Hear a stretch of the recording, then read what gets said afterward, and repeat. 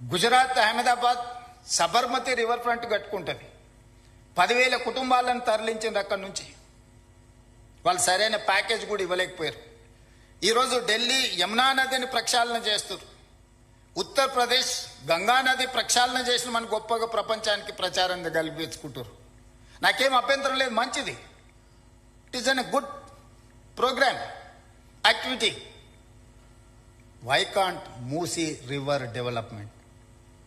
Ahmedabad Sabarmati river front చేసుకోవచ్చు, ఢిల్లీ యమునా నది river front develop చేసుకోవచ్చు, ఉత్తరప్రదేశ్ గంగా నది రివర్ డెవలప్ చేసుకోవచ్చు.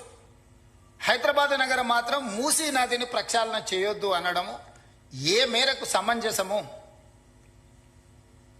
నేను ఒకటే అడుగుతున్నా, వద్దనే వాళ్ళని. మీరు మొత్తం ప్రాజెక్టే వద్దంటున్నారా? ప్రాజెక్టు నిర్మించేటప్పుడు నిర్వాసితులుగా మారే వాళ్లకు సరైన సహాయాన్ని అందించాలంటున్నారా? మీకు స్పష్టత ఉండాలి. నిన్న మన ఒక అపార్ట్మెంట్కు సంబంధించిన చర్చ జరిగింది. ఎందుకంటే అక్కడ జర్నలిస్ట్ మిత్రులు ఉన్నారు. నేను కన్వే చేసిన అది 7 acres ఉంది. ఆ 7 acresలో మూసీ నది ఒడ్డున, ఈసా నది ఒడ్డున ఉంది. అది నదులకు బఫర్ జోన్ 50 మీటర్లు, నాలాకు బఫర్ జోన్ 10 మీటర్లు. ఈసా నది ఒడ్డున ఇది నాలా అని చూపించి 2004-05లో బిల్డరు అనుమతి తీసుకొని వచ్చి అక్కడ అపార్ట్మెంట్స్ కట్టింది.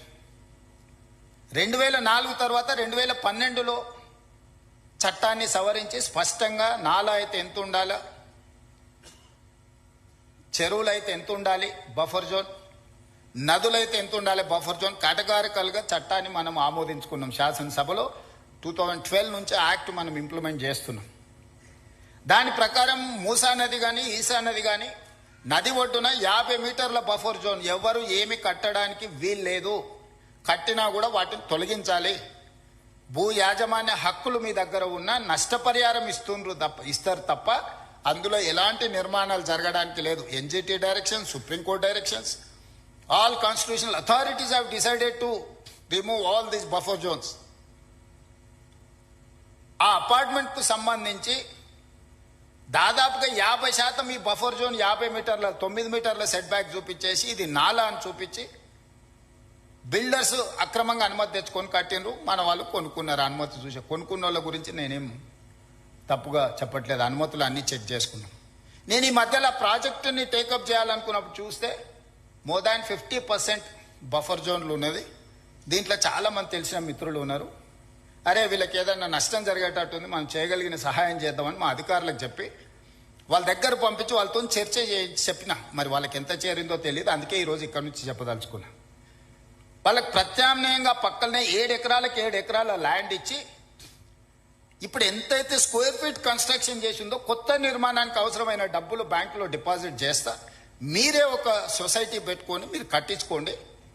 ఇది ఇంకా భవిష్యత్తులో ఎప్పుడు మీకు అమ్ముకోవడానికి కొనుక్కోవడానికి కూడా ఉండదు. ఈ 50 మీటర్ల బఫర్ జోన్ అనేది బ్యాన్ చేస్తాం. ఇప్పటికిప్పుడు కూలగొట్టకపోయినా భవిష్యత్తులో అది మీకు 0 వాల్యూ అవుతుంది.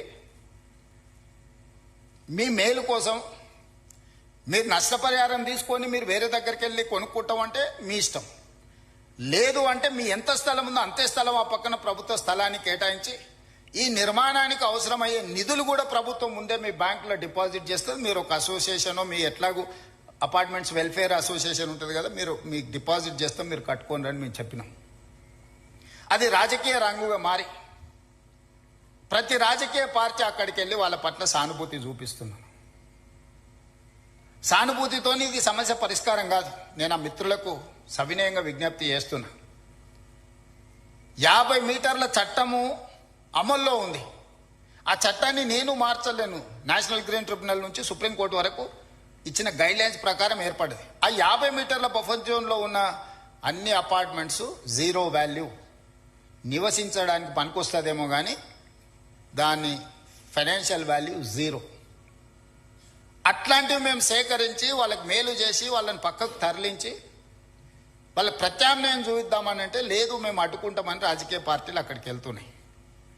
ఎవ్వరు వీళ్ళు ఉండరు. 2 రోజులు టీవీలలో పేపర్ల వార్తల కోసం మీ దగ్గరకు వస్తారు.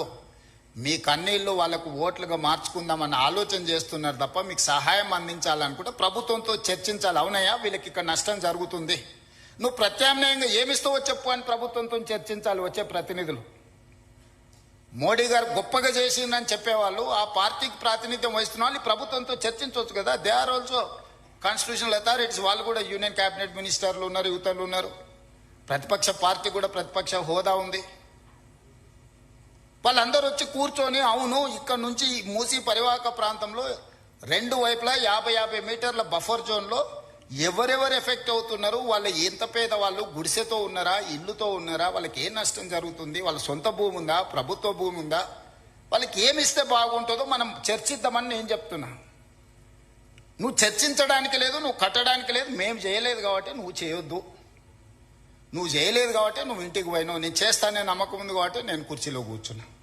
ఇక నీకు నాకు తేడా లేకపోతే ఇంకా విషయం ఏమున్నది?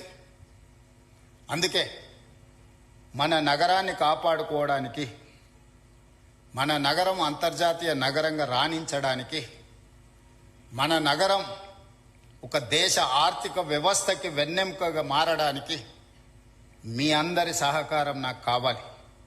ఇది నేను నా ఒక్కడి కోసం, నా ఇంటి కోసం చెప్పడం లేదు. మీరందరూ మహిళా జర్నలిస్టులు అనుకుంటే రేపు 13th రోజు తాజ్ కృష్ణాలో పవర్ పాయింట్ ప్రజెంటేషన్ ఈ మూసీ నది మీద ఫేజ్ 1 మీద ఈరోజు డీటెయిల్ ప్రాజెక్ట్ రిపోర్ట్ ఇవ్వబోతున్నా. గాంధీ స్టాచ్యూకి 5,000 కోట్లు ఖర్చు పెడుతున్నాం.